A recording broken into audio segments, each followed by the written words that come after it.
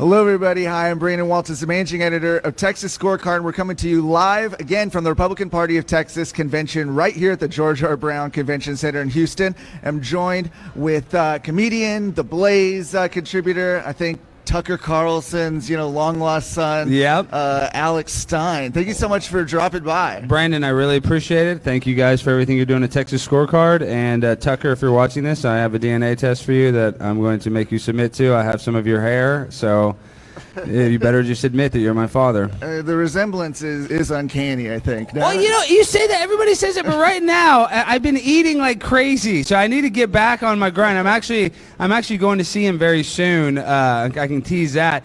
And I'm a little mad. I don't know if I'm camera ready, Brandon, but it is what it is. I just have to do my best. So what are you doing here at the Republican convention? Well, first of all, I'm running for vice chair as Alexandria Stein because, as you might know, I'm gender fluid. My gender, it's a lot of things. It's XYZ, LMQP. It's a lot of stuff. I'm a lot of alphabets. People don't want to admit that, in the conservative party. A lot of people are like, oh, well, I'm not really into gender fluidity. Well, let me tell you something. I'm going to change that. We are going to make gender fluidity a normalcy in the Republican Party by the time I'm done here. And Alexandria Stein, you have been Alexandria Stein since, was it Plano City Council meeting? Yes, and that's the thing is Leah Thomas swam on the boys team for 3 years, was ranked 457th, and then was able to transition and go on the girls team at the University of Pennsylvania and win multiple NCAA championships. So I'm trying to do the same. I'm not really happy with my college football career, so I'm trying to get back into the NCAA as a female. Okay, so excellent, and we'll see perhaps what the delegates here at the Republican Party think about having an LGBTQ plus vice chair. We'll find out. Yes. You started. I mentioned the Plano City Council meeting, but you've become very popular, especially over the last few months, because of a lot of your encounters, I guess I'll say, with different city councils, not only in Texas, but also I've seen you in parts of California as well. Yeah. Going to city council meetings, doing raps, doing sort of different parodies of what the far left kind of accepts. Yes. How did you get started doing that? Okay, honestly, this story, I say it so many times, it's kind of old, but at the beginning of the pandemic, I would go and I spoke at some city council meetings. Seriously, I was like, why are we closing the public restrooms? How is this based in science? Like, literally, that was like my biggest thing is at Bachman Lake. This is a lake in Dallas, and they have open air restrooms, and they close those. They close all the water fountains, so when your dog, they have somewhere you can press it and your dog can have water.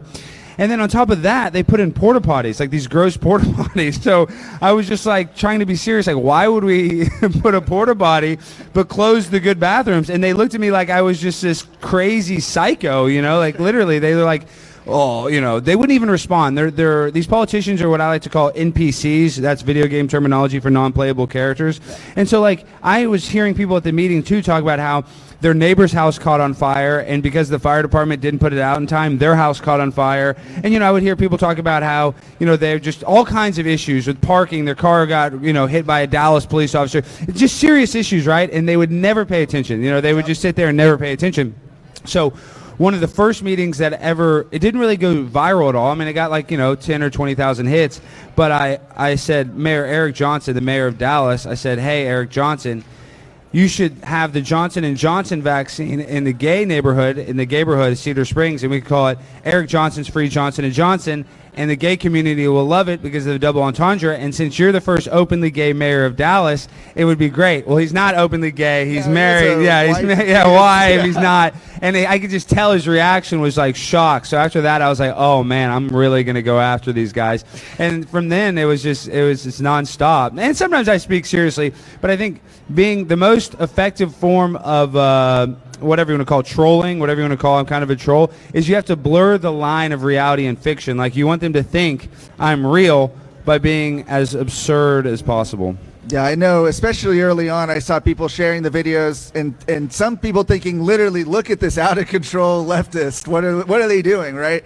Why do you think it's important to bring humor into politics, especially in conservative circles? Well, I mean, honestly, I think in the political correct society, or what we have now, is when we look at our art, not even saying what I mean, I consider myself a performance artist, but I'm just talking about in general. You look at the best movies from the 90s, you had like Pulp Fiction, Shawshank Redemption, you had like movies that'll last the test of time.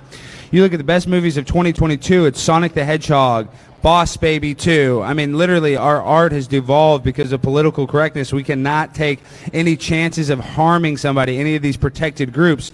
So I think what I'm doing is I'm just going after the protected groups, and that has been successful. You know, literally just going after the people that we're not supposed to do, talking about the elephant in the room that we're not supposed to talk about. What's been the reaction? I mean, usually the dais, right, when you go to a city council meeting, you do something, usually they're just kind of cold, I guess would be the terminology to use. What's been the biggest reaction you've gotten from a city council? Well, Colleyville loved me. Colleyville stopped me, and they wanted to take pictures after. They're Tucker Carlson fans. So I've had some warm reactions. You know, most of the time it's kind of negative or like, what the heck is going on? Which is fine. That's kind of the reaction that I want. Like in Colleyville,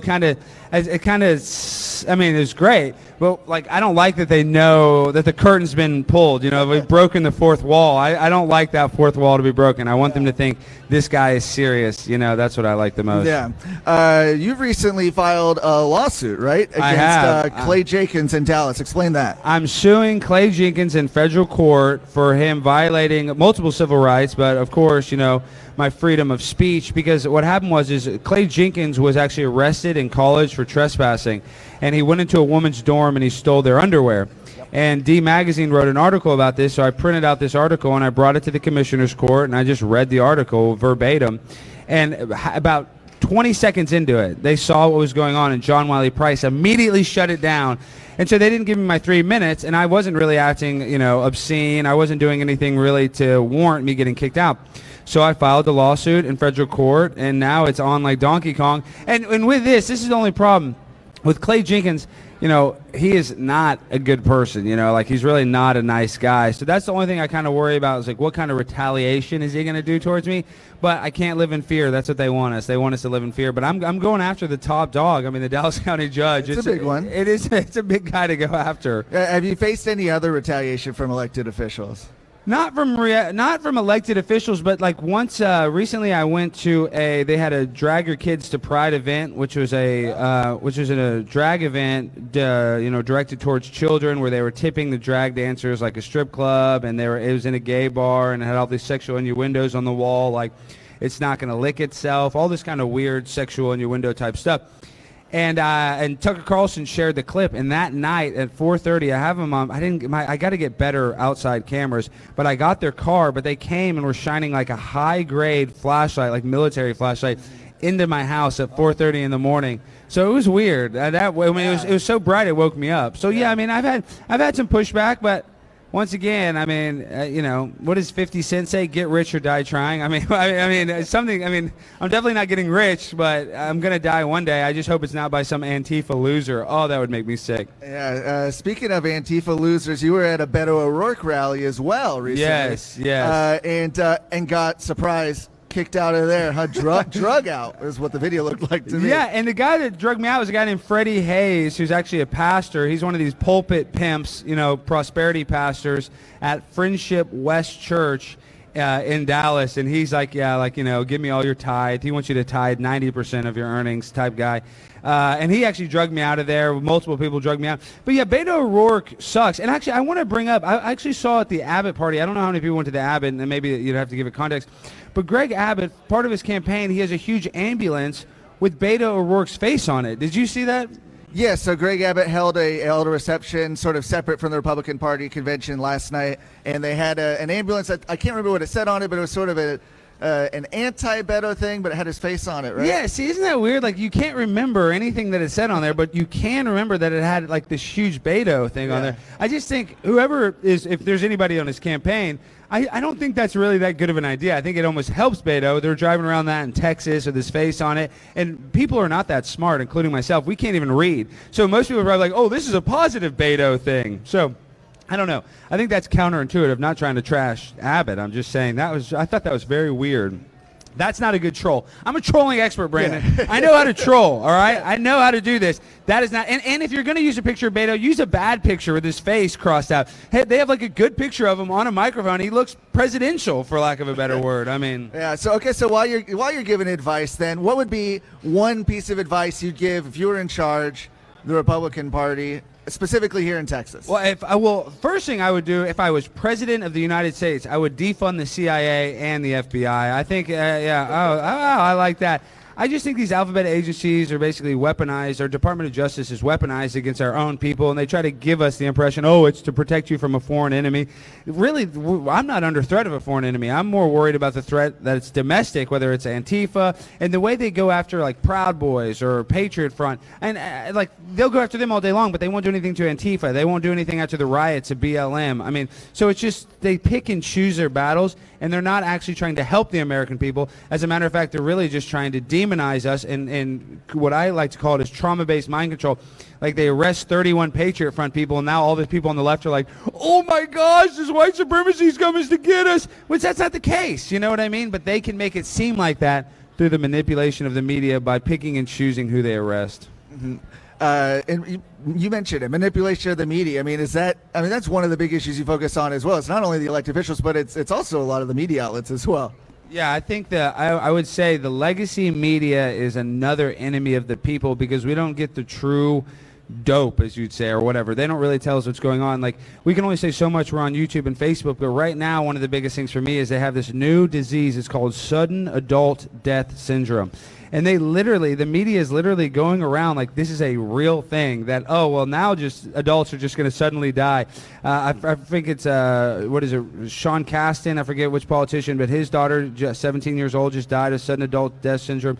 So the media is such a liar, they can't even say what could be contributing to sudden adult death syndrome. And I think everybody here knows, I don't want to get deplatformed off YouTube or Facebook, so I'm not going to say. That's what happens. But that's what I'm saying. It's literally, I can't even say why sudden adult death syndrome has gone up or why has this become a new thing. And the media will literally look into your face, into the camera and be like, well, it's just this new thing called sudden adult death syndrome. People are just going to die randomly. That's not ever happened in the history of mankind. And they can actually just tell it to us like it's a fact. And people that have soft brains believe it.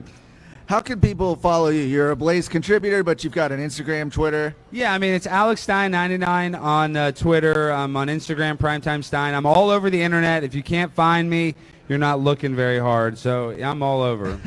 And last question before we go. How do you think Alexandria Stein's going to do? I think Alexandria Stein's got a good chance. I think she's going to shake it up. I mean, she's triple vaccinated. I know a lot of people here aren't vaccinated, but I think her vaccine will put her over the top.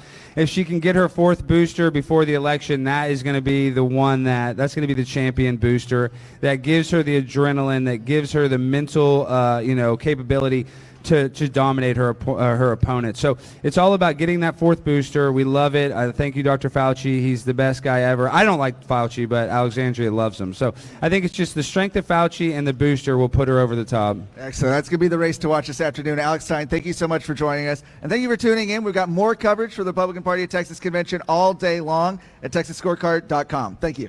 Thank you.